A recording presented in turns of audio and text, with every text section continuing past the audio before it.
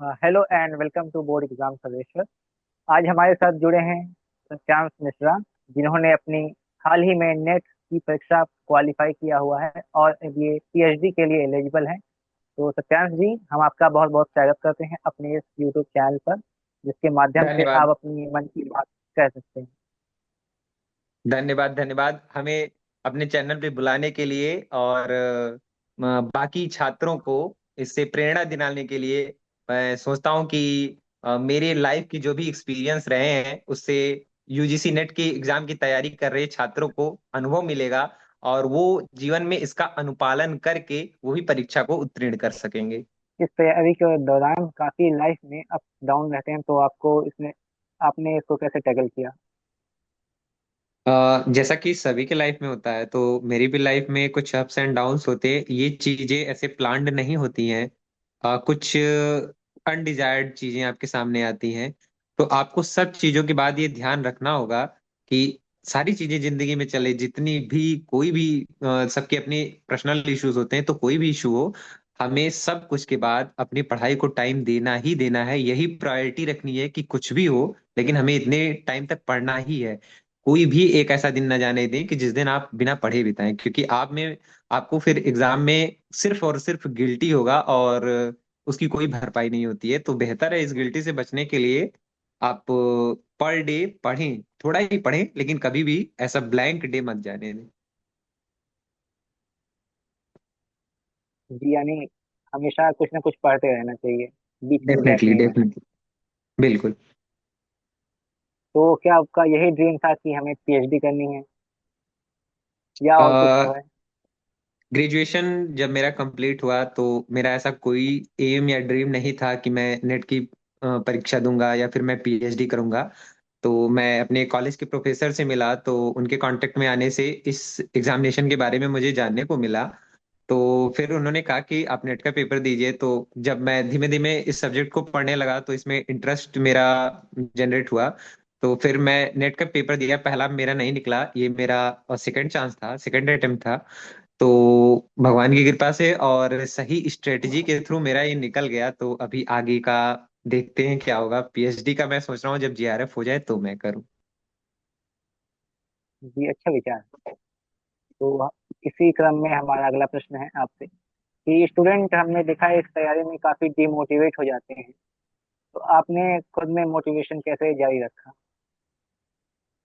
देखिए, मोटिवेशन की बात करें हम तो ये एक लिमिट तक ही, मतलब एक टाइम पीरियड तक ही कोई चीजें आपको मोटिवेट कर सकती हैं। बाकी जो रियल मोटिवेशन होता है वो आपके अंदर होता है। आप धीमे धीमे जब आप पढ़ने लगोगे तो आप रियलाइज करोगे कि एक ऐसा समय आता है कि जब आपको कोई भी, चाहे मोटिवेशनल स्पीकर हो या कोई मोटिवेशनल लाइंस हो, कोई भी चीज आपको स्पार्क नहीं देगी। सिर्फ एक चीज स्पार्क देगी, वो होगी कि आपने ये चीज स्टार्ट क्यों की थी। आपका मन करे ना करे, लेकिन अगर आपको सक्सेसफुल होना है तो आपको अपने मन के अकॉर्डिंग नहीं चलना पड़ेगा। आपको क्या करना चाहिए उसके अकॉर्डिंग चलना पड़ेगा। एक मूवी है, मुझे याद नहीं आ रहा है, उसमें कादर खान जी का आई थिंक डायलॉग है। कादर खान नहीं, वो इरफान खान, हाँ। इरफान खान जी का एक डायलॉग है, वो किसी को समझाते हुए कहते हैं कि जब हमें लाइफ में कोई बड़ी चीज अचीव करनी होती है तो हमें अपने सारे रिश्ते नाते जितने भी करीबी हैं सबको भूल कर हमें वो करना पड़ता है जो करना चाहिए, ना कि जो हमारा मन करे। तो ये एक मूवी के तौर पे लें तो ये एक सिंपल लाइन है, लेकिन अगर कोई इसे अपने लाइफ में उतारता है तो ये उसकी पूरी जिंदगी चेंज कर सकता है। ये इतनी पावरफुल लाइन है। तो आपका कभी भी मन करे ना करे, फिर भी आपको डेली पीवाईक्यूज तो लगाने हैं। जिस दिन आपका बिल्कुल पढ़ने का मन ना करे आप उस दिन पीवाईक्यू ही लगाएं, लेकिन पढ़े जरूर, क्योंकि आप मन के अकॉर्डिंग चलेंगे तो सिर्फ बर्बाद होंगे। इसलिए आपको वो करना है जो आपको सफल बनाएगा, ना कि जो हमारा मन कह रहा हो, क्योंकि मन चंचल होता है, हमें मन की बात नहीं सुननी है। जी, सही कहा आपने। तो आपको लगता है कि कंसिस्टेंसी और मोटिवेशन में क्या महत्वपूर्ण है? क्या दोनों सही एक साथ दिशा में रहने चाहिए? मोटिवेशन सिर्फ ऐसे है जैसे कि बूस्टर टॉनिक। वो कंसिस्टेंसी ही है जो आपको लॉन्ग लिविंग के लिए पावर देती है कि आप लंबे समय तक किसी भी फील्ड में टिके रहेंगे। तो वो आपकी सिर्फ कंसिस्टेंसी है। क्योंकि मोटिवेशन जैसे जस्ट वो थोड़ा सा स्पार्क होता है कि मतलब जला फिर खत्म। और कंसिस्टेंसी है जब कि धीमे धीमे वो जब आपकी कोई चीज प्रैक्टिस आप बना लेते हो ना, आप सिर्फ पीवाईक्यू की प्रैक्टिस करें या फिर किसी सब्जेक्ट को पढ़ने की प्रैक्टिस करें, तो एक टाइम ऐसा आएगा ना कि जिस दिन आप किसी कारण से नहीं पढ़ पाओगे, आपको लगेगा कि नहीं, आज डे में कुछ तो अधूरा था, कोई तो ऐसी चीज थी जो मैंने नहीं की है।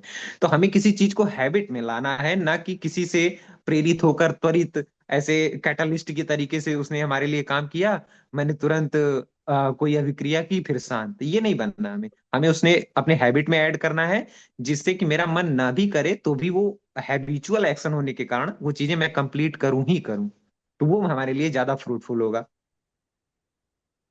जी, बिल्कुल सही कहा आपने। तो कई स्टूडेंट का डाउट ये रहता है कि हमें एक ही बुक को कई बार मल्टीपल रिवीजन करना है कि या ढेर सारी किताबें पढ़नी, क्योंकि टॉपिक बहुत डिफरेंट डिफरेंट क्वेश्चन आते रहते हैं इसमें।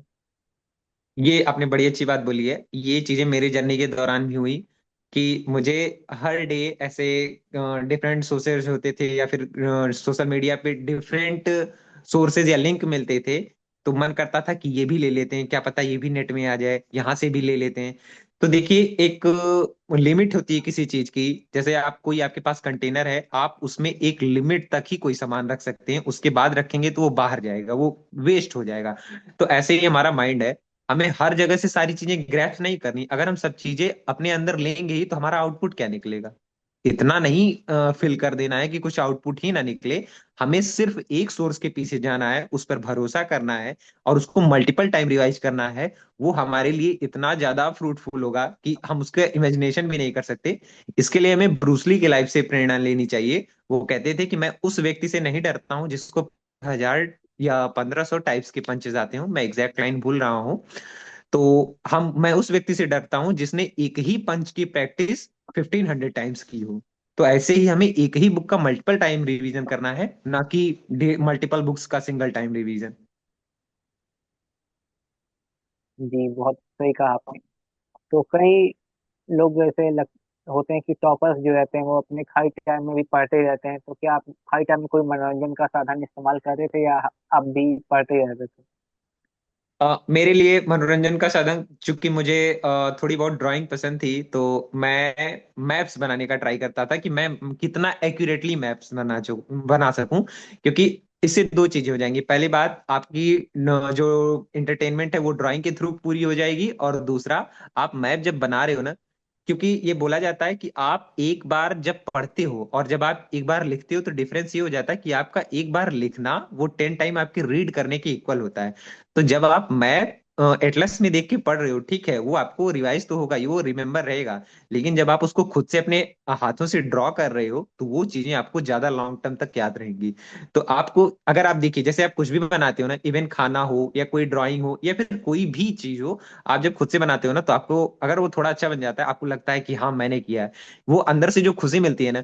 तो आप जब मैप्स बनाओगे, तो अगर वो एक्यूरेटली मैच कर गया, तो आपको लगेगा मैंने इतना सही कैसे बना लिया, इतना तो मैंने इमेजिन भी नहीं किया था। तो इससे आपको चीजें भी याद रहेंगी, और आपकी तैयारी भी हो जाएगी और इंटरटेनमेंट भी हो जाएगा। तो मैं ये चीजें अपनाता था। सेकंड, मेरा इंटरटेनमेंट का था कि मैं कभी कभी कोई नॉवेल्स पढ़ लेता था, ज्यादातर मैं मुंशी प्रेमचंद जी के नॉवेल्स पढ़ता था। तो ये सबका अपना नजरिया होता है कि वो क्या पसंद करता है। जी जी, बिल्कुल सही। तो जैसा कि आपने का सब्जेक्ट यूजीसी नेट में ज्योग्राफी था, तो जो किसी जैसे कि कहते हैं कि ज्योग्राफी का सिलेबस बहुत ही बड़ा है, तो आपने क्या क्या इसके लिए स्ट्रेटेजी कुछ बनाई थी, या केवल आपने बुक खरीद के पढ़ना स्टार्ट कर दिया था? देखिए, ग्रेजुएशन तक तो काफी लापरवाही से मैंने पढ़ाई की थी, और लेकिन जब मैं पोस्ट ग्रेजुएशन में आया, और भगवान की कृपा से मुझे फर्स्ट सेमेस्टर में ही मुझे ऐसे प्रोफेसर मिल गए जिनसे मेरा कांटेक्ट हुआ, जिन्होंने मुझे सही मार्ग दिखाया। तो मैं समझता हूँ कि सबसे उचित समय होता है कि जब आप पोस्ट ग्रेजुएशन कर रहे हैं, फर्स्ट सेमेस्टर से जो भी आपके एग्जाम्स हो रहे हैं, उनको आप उतना ही सीरियसली लें कि जैसे आप कोई नेशनल लेवल का एग्जाम दे रहे हैं। क्योंकि उसके जितने कंटेंट होंगे, वो डेफिनेटली आपकी यूजीसी से मैच करेंगे। और ये चीज मुझे काफी हेल्पफुल हुई, क्योंकि मैंने फर्स्ट सेमेस्टर के जो भी एग्जाम्स दिए थे, उसके लिए जो बुक्स रिफर की थी सर ने, उसको मैंने पढ़ा। इससे होता ये, आप सिंगल टाइम पढ़िए, थोड़ा समय लगेगा, लेकिन ऐसे मत पढ़िए कि हम सिर्फ फैक्ट पढ़ ले रहे हैं। जब आप बुक्स पढ़ेंगे तो आपकी एक अंडरस्टैंडिंग डेवलप होगी, जो आपको एग्जाम में बहुत ज्यादा हेल्पफुल होती है। तो आप बुक थोड़ा थोड़ा करके पढ़िए, वो टाइम लेगा डेफिनेटली। कि जब आप खुद से कोई काम करेंगे तो वो समय लेता है। किसी के थ्रू आप, जैसे किसी ने आपको आके बता दिया कि हाँ ये चीजें होती हैं, आपने लर्न कर ली, लेकिन अगर उससे हल्का सा भी थोड़ा सा डिफरेंट कोई क्वेश्चन आ गया तो आप वहां पर दिमाग नहीं लगा पाएंगे। लेकिन जब आप खुद पढ़े होंगे तो आप वहां पर आपकी अंडरस्टैंडिंग होगी। तो इसीलिए मैंने बुक्स पढ़ी। और जब मेरा एग्जाम्स आ गया था, इसीलिए फर्स्ट अटेम्प्ट में मेरा नहीं हुआ क्योंकि मेरे सिलेबस कवर नहीं थे। सेकेंड अटेम्प्ट में क्या हुआ कि मेरे लगभग सिलेबस कवर हो चुका था। तो मैंने पीवाईक्यूज की तरफ ज्यादा ध्यान दिया और पीवाईक्यू ने मेरी बहुत ज्यादा हेल्प की। तो book definitely an integral part है आपके सक्सेस का, आप उससे बच नहीं सकते हैं। क्योंकि अगर आप बन भी गए बाई चांस, मान लीजिए आपका लक अच्छा हुआ, आप सेलेक्ट भी हो गए और आप भगवान की कृपा से प्रोफेसर भी बन गए, लेकिन जब आपने बुक नहीं पढ़ी है, कोई बच्चा सामने से आपको क्वेश्चन करेगा, आप उसको कैसे अपनी बातों को समझा पाएंगे? आपकी खुद की अंडरस्टैंडिंग नहीं है तो आप उसकी अंडरस्टैंडिंग क्या डेवलप करेंगे? तो मैं समझता हूँ कि बुक्स पढ़ना चाहिए, सिर्फ एग्जाम निकालना नहीं है, हमें एक टीचर के तरीके से सोचना भी चाहिए। जी बिल्कुल सही कहा है कि बुक्स काफी अच्छे से हमें पढ़ना ही पड़ेगा। तो इसी क्रम में अगला प्रश्न हम आपसे पूछना चाहेंगे कि जब आप भी कहीं टूर या कहीं भ्रमण के लिए जाते थे, तो क्या आप वहाँ हमेशा ज्योग्राफी से ही रिलेटेड चीजें देखते थे कि या कुछ अलग भी करते थे? जनरली ज्योग्राफी जब तक मेरा सब्जेक्ट नहीं था, उसके पहले जितनी भी जगह मैं घूमा तो मेरे लिए जस्ट वो एक रिक्रिएशनल पार्ट हुआ करता था कि ठीक है, आए, एंटरटेनमेंट किए, खाया पिया, मौज किया, बात खत्म। इससे ज्यादा उस प्लेस से मेरा कोई लगाव नहीं होता था। लेकिन जब मैंने ज्योग्राफी पढ़ी, जब चीजें मुझे धीमे धीमे समझ में आने लगी कि हाँ ये चीजें ऐसी होती हैं, तो आप जब भी जुड़ते हैं, ये इतना प्यारा सब्जेक्ट है कि आप जब भी हल्का सा भी इसके डीप में जाएंगे ना, तो आप अपने आसपास की चीजों को एक दूसरे नजरिए से देखने लगेंगे। लोग कहते हैं ना कि दुनिया बदल गई, एक्चुअल में दुनिया नहीं, हमारी नजरिया बदल जाता है चीजों को देखने का। तो फॉर एग्जाम्पल, मैं जहाँ रहता हूँ, मैं अयोध्या का वासी हूँ। तो यहाँ पर सरयू नदी है। पहले मैं जाता था कि हाँ ठीक है, ऐसे वहां पर कागज की नाव वगैरह बनाकर उसमें तैराना। लेकिन जब मैंने इसका अध्ययन किया, उसके बाद जब मैं जाता था तो मुझे कैसे रिवर की जो वेव्स होती हैं वो इरोड कैसे करती हैं अपने बैंक को, ये चीजें वहां पर आप जाके देख के फील करेंगे, लोगों को समझा पाएंगे। अगर कोई पूछ रहा है, आप आने वाले खतरों से भी लोगों को आगाह कर पाएंगे कि आप थोड़ा इससे दूर रहिए, ये चीजें यहाँ पर आपके लिए हानिकारक हो सकती हैं। आपको इन्वायरमेंट वगैरह को लेकर आप इतने ज्यादा अवेयर हो जाएंगे। हो सकता है कि आपके आसपास के लोग आपके समझाने पर भी ना समझें, लेकिन आप पर्टिकुलरली अपने लाइफ में पॉल्यूशन अपनी तरफ से करना बंद कर देंगे। ऐसा मैं समझता हूं, अगर आप एक रियल जियोग्राफर हैं या फिर जियोग्राफी के स्टूडेंट हैं तो। जी। तो हम आपसे पूछना चाहेंगे कि आपके महाविद्यालय जिसमें आपने स्नातक की पढ़ाई की, स्नातक की पढ़ाई की, तो उसमें महाविद्यालय का आपके जो आपने क्वालिफाई किया एग्जाम, उसमें क्या योगदान? मैंने अपनी स्नातक की शिक्षा कामता प्रसाद सुंदरलाल साकेत महाविद्यालय से पूर्ण की है। और मैं अपनी सफलता का श्रेय वहाँ के एचओडी सर और सभी मैम, सभी प्रोफेसर, खासकर मेरे जो सबसे फेवरेट टीचर थे, विजय सिंह राठौर सर को मैं देना चाहूंगा। वो इतने ज्यादा हेल्पफुल टीचर है। देखिए, आप जब पोस्ट ग्रेजुएशन में जाते हैं तो यहाँ पर छोटे क्लासेस की तरह ढेर सारी भीड़ नहीं होती है कि एक टीचर के पीछे 100 बच्चे हों, या फिर यहाँ पर लिमिटेड हो जाते हैं, लाइक 30 to 35 स्टूडेंट्स पर टीचर होते हैं। तो आप यहाँ पर अगर हेजिटेट कभी होते भी है ना, तो वो हेजिटेशन निकाल कर आप टीचर से अपने बातों को टीचर के सामने रखिए, आप उनसे हेल्प लीजिए। ये उन्हें भी अच्छा लगता है। और वो इतने ज्यादा हेल्पफुल होते हैं, आप कहीं पर भी स्टक होंगे वो आपकी बहुत ज्यादा मदद करते हैं। हो सकता है कि बाय मिस्टेक आपको टीचर ऐसे मिले कि जो थोड़े कोऑपरेटिव ना हो। तो देखिए, अच्छे बुरे सब जगह लोग होते हैं, तो कोई बुरा नहीं है। देखिए, सबका माइंडसेट अलग अलग टाइम पे अलग अलग होता है। तो हमें जो भी प्रोफेसर से जिनके साथ हमारा बॉन्ड बन जाए, हमें उनसे हेल्प लेनी है और हेल्प लेने में कोई हेजिटेशन नहीं रखनी है। क्योंकि सबसे ज्यादा खुशी किसी के सफल होने की होती है तो या तो आपके पेरेंट्स को होगी या फिर टीचर को। तो आप टीचर से बॉन्ड जरूर बनाइए, क्योंकि यहाँ तक आकर आप बॉन्ड बनाएंगे, वो आपको लाइफ टाइम याद रहेगा। आपको कभी भी कोई नीड पड़ेगी ना, बिना गुरु के कोई नहीं आगे बढ़ता है, तो डेफिनेटली आपको अपने गुरु के साथ बॉन्ड तो बनाना पड़ेगा। जी। अ, अगला प्रश्न आपसे है कि आपके दोस्तों ने आपको किस प्रकार से मोटिवेट रखा, किस प्रकार से उन्होंने आपको सहयोग दिया इस तैयारी में? लोग कहते हैं कि जैसी जिसकी खोज होती है वैसे उसको लोग मिलते जाते हैं, और ये चीजें मेरी जीवन में बड़ी सार्थक हुई मुझे। मैं प्रभु की कृपा ही बोलूं इसकी, कि सुंदरकांड में एक लाइन है कि बिनु हरि कृपा मिले नहीं संता। तो मेरे जीवन में मेरे जो फ्रेंड्स आए ना, तो थोड़ा सा हो सकता है मेरा नेचर ऐसे रूड किसी किसी को लगता हो, लेकिन जो मेरे फ्रेंड्स थे वो एक्चुअली मुझे पढ़ने वाले ही मिले। कि अगर जैसे मान लीजिए मेरा कभी मन नहीं कर रहा है, या फिर मैं ज्यादा डिस्ट्रैक्ट हो रहा हूँ अपनी जर्नी से, थोड़ा भटक रहा हूँ, तो वो लोग कहते थे कि नहीं अभी मस्ती बहुत हो गई, अभी पढ़ाई करते हैं। और हम लोग साथ में स्टडी करते थे। इसका बहुत ज्यादा बेनिफिट हुआ मुझे एग्जाम में, कि कहीं पर भी ऐसे कुछ क्वेश्चंस तो ऐसे थे, जस्ट मैंने क्वेश्चंस रीड किए और तुरंत आंसर्स मिल गए। तो अच्छे फ्रेंड मिलना भी एक लक की बात होती है, और मेरा लक इस मामले में मेरे साथ था, तो मुझे फ्रेंड्स अच्छे मिले और सबका योगदान मैं मानता हूँ। जी। लोग स्टूडेंट का एक डाउट ये भी रहता है कि मीडियम क्या होना चाहिए तैयारी करने का। क्या आप इंग्लिश मीडियम अच्छा बेहतर रहेगा कि या हिंदी माध्यम से हम तैयारी करें तो ज़्यादा बेहतर रहेगा इसके लिए? देखिए, हम कहीं कहीं रिजिड हो जाते हैं कि हम उत्तर प्रदेश से हैं, हमारी राजभाषा हिंदी है, हम तो हिंदी में ही पढ़ेंगे। बिल्कुल, आपकी रिजिडिटी से किसी को कोई फर्क नहीं पड़ने वाला। जब आप एग्जाम देने जाएंगे, वहां पर सीधे सीधे नोट में लिखा होता है कि कोई भी उत्तर अगर गड़बड़ है तो उसके जो क्वेश्चंस हैं या फिर ऑप्शंस हैं वो अंग्रेजी में ही मान्य होंगे। तो जब वहां पर ये बात सीधे सीधे लिखी हुई है, तो मैं ये समझता हूँ कि हालांकि कुछ लोगों का बैकग्राउंड हिंदी मीडियम से होता है, मेरा खुद का रहा है। स्टार्टिंग में मुझे इंग्लिश को अडॉप्ट करने में काफी प्रॉब्लम्स फेस करनी पड़ी, जैसे मीनिंग्स मुझे नहीं आती थी। एक लिमिट होती है कितना मीनिंग आप खोजेंगे, लेकिन आप ये समझ लीजिए कि जिंदगी भर आपको सीखना ही है। तो बेहतर होगा ये आपकी रिजिडिटी को छोड़कर आप फ्लैक्चुएशंस को अपना लें, कि आप दोनों बाइलिंगुअल पढ़ें, हिंदी में भी पढ़ें इंग्लिश में भी पढ़ें। आप जब एक बार इंग्लिश पढ़ने लगेंगे, उसके साथ फैमिलियर हो जाएंगे, आपको बहुत अच्छा लगेगा, क्योंकि आप एक ही कंटेंट को दो भाषाओं में समझा सकेंगे। और आप जब टू डिफरेंट लैंग्वेजेस पढ़ते हैं ना, तो आपकी मस्तिष्क की क्षमता भी बढ़ती है। तो ये आपके लिए ही बेनिफिशियरी होगा, क्योंकि आगे चलकर आपको थीसिस वगैरह अगर लिखने का मौका मिला, आपने बुक्स वगैरह लिखी, तो इंग्लिश में सक्सेस होने के चांसेस ज्यादा हैं। क्योंकि आप यहाँ पर तो लड़ सकते हैं, लेकिन आपकी थीसिस मान लीजिए कि इंटरनेशनल लेवल पर अप्रूव करनी है, आप हिंदी में कैसे अप्रूव कराएंगे? ज्यादातर मांग तो ग्लोबल लैंग्वेज क्या है, हमारी इंग्लिश ही है ना। तो बेहतर है कि जो ट्रेंड हो उसकी काल परिस्थिति के अनुसार हमें अपने आप में परिवर्तन लाना चाहिए, ना कि ऐसे रिजिड बने रहे, नहीं नहीं हम यही करेंगे। ठीक है, कोई बात नहीं, फिर आप यहीं पे रह जाएंगे। तो मैं समझता हूँ दोनों लैंग्वेज पढ़ें, दोनों प्यारी लैंग्वेज है। जी, यानी दोनों माध्यम में तैयारी करें जिसमें बिल्कुल। भी आप अच्छे से कर। क्योंकि देखिए तो इंग्लिश से तैयारी करने का एक फायदा ये हो जाता है कि आपको कंटेंट इजिली और न्यूमरस अमाउंट में आपको अवेलेबल हो सकते हैं, बजाय हिंदी के।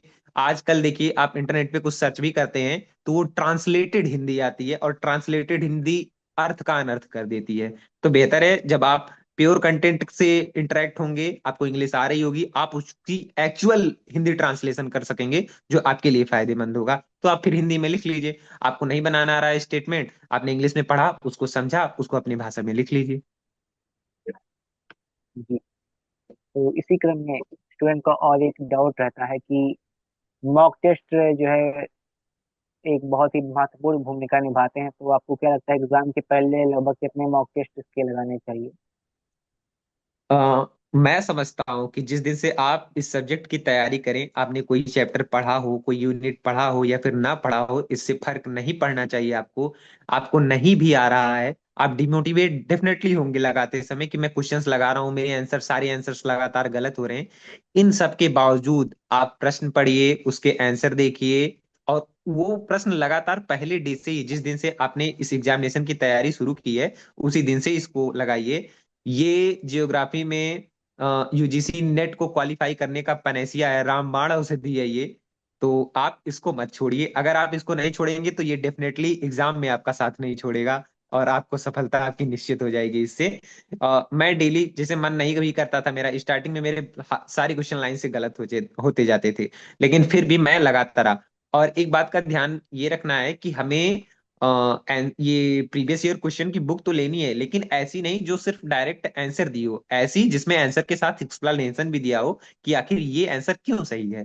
क्योंकि अगर हम उसको पढ़ेंगे तो हमें बाकी के 3 ऑप्शंस के भी एक्सप्लेनेशन जानने को मिलेंगे, जिससे मेरे 3 क्वेश्चन और तैयार हुए।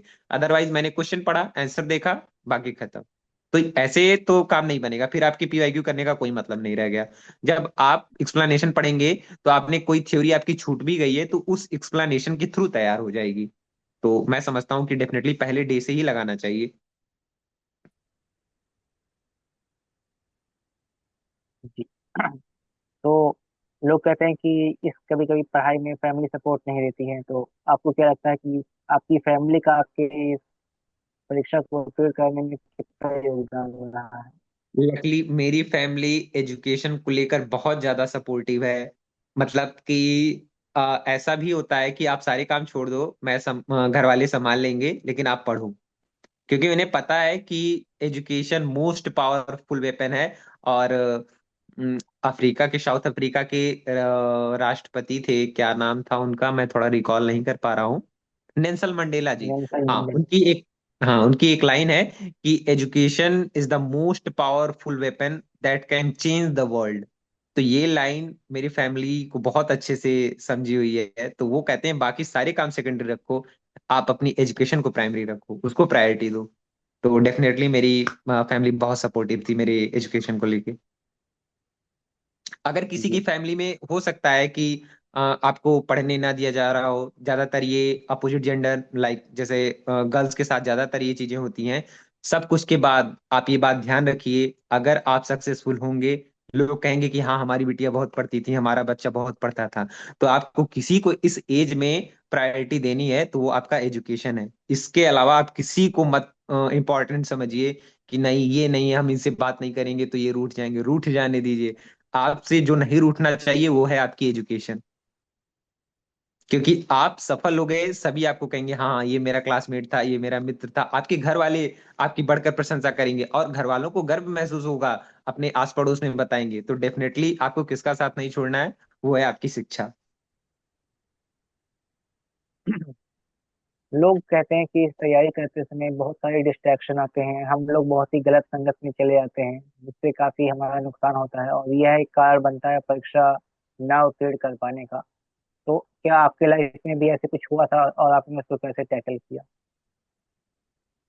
मेरी लाइफ में ऐसी चीजें नहीं हुई थी, लेकिन हम जिस एज में होते हैं ये हम मेच्योर हो चुके होते हैं। एक लड़का जो पोस्ट ग्रेजुएशन कर रहा है या फिर कोई भी स्टूडेंट, वो डेफिनेटली मेच्योरिटी की एज को क्रॉस कर चुका है। हाँ ये एक दूसरी बात है, लोग कहते हैं कि मेच्योरिटी एज के थ्रू नहीं मापी जा सकती है, बिल्कुल सही बात है। लेकिन हम उस उम्र के उस पड़ाव पर होते हैं जहां पर एक समझ विकसित हो चुकी होती है, जहां पर हमें पता होता है कि हमारे लिए क्या सही है और क्या गलत है।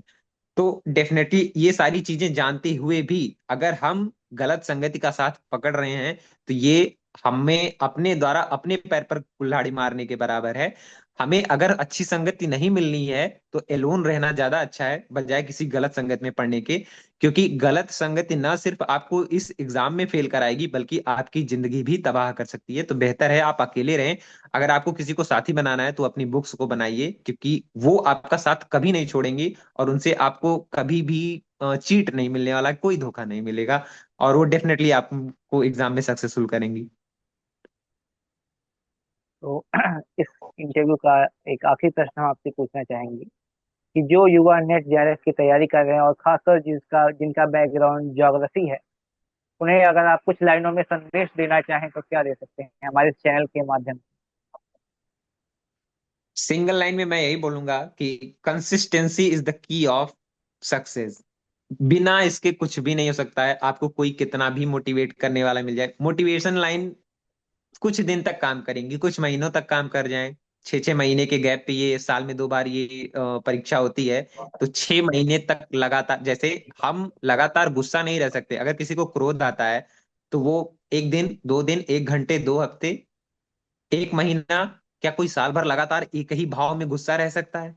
ये पॉसिबल नहीं है। ऐसे ही मोटिवेशन होता है कि मोटिवेशन लगातार नहीं बना रह सकता, लेकिन कंसिस्टेंसी वो लगातार बनाई जा सकती है। और अगर एक बार हमने कंसिस्टेंसी का साथ पकड़ लिया तो डेफिनेटली हमारे लाइफ में इतने चेंज, सफल होना असफल होना ये एक दूसरी बात होगी, हमारे लाइफ के चेंजेस हमारे आंखों के सामने होंगे। आपको देखकर कोई दूसरा प्रेरित हो रहा होगा, इससे बड़ी बात आपके लाइफ के लिए नहीं हो सकती है कि आप किसी के जीवन का प्रेरणा स्रोत बने। तो कंसिस्टेंसी ही है जो आपके जीवन में चेंज ला सकती है। लोग कहते हैं ना कि जो अगर समुद्र की धाराएं शांत हों, इसकी एक कुछ पंक्तियों में है कि नाविक की कुशल परीक्षा क्या जब धाराएं प्रतिकूल न हो। तो परिस्थितियां विपरीत भी हों तो भी हमें अपने मार्ग पर डटे रहना है। तो मैं कहूंगा कि कंसिस्टेंसी बनाए रखिए आप लोग, यही आपकी सफलता का राज बनेगा। जी सत्यांश जी, बहुत बहुत धन्यवाद। आपने अपना कीमती समय निकालकर हमारे इस चैनल पर अपना इंटरव्यू दिया, जो कि भविष्य में जितने भी लोग तैयारी कर रहे हैं उनके लिए काफी मददगार होने वाला है, क्योंकि बिल्कुल बच्चे बिल्कुल। बहुत सारे डिस्ट्रैक्शन में चलते रहते हैं। कई कई समस्या उनको आती हैं, जिसका स्टूडेंट पर्सपेक्टिव से हमने आपसे पूछा है, आपने बहुत ही बेहतरीन जवाब दिया है सभी का। तो बोर्ड एग्जाम सर्वेक्षण चैनल की तरफ से आपके उज्जवल भविष्य की जो है हम बधाई देते हैं, कामनाएं करते हैं कि आपका उज्जवल भविष्य बने और आप ऐसे धन्यवाद। ही फील्ड में आगे बढ़ते रहें। बहुत बहुत धन्यवाद। धन्यवाद। धन्यवाद।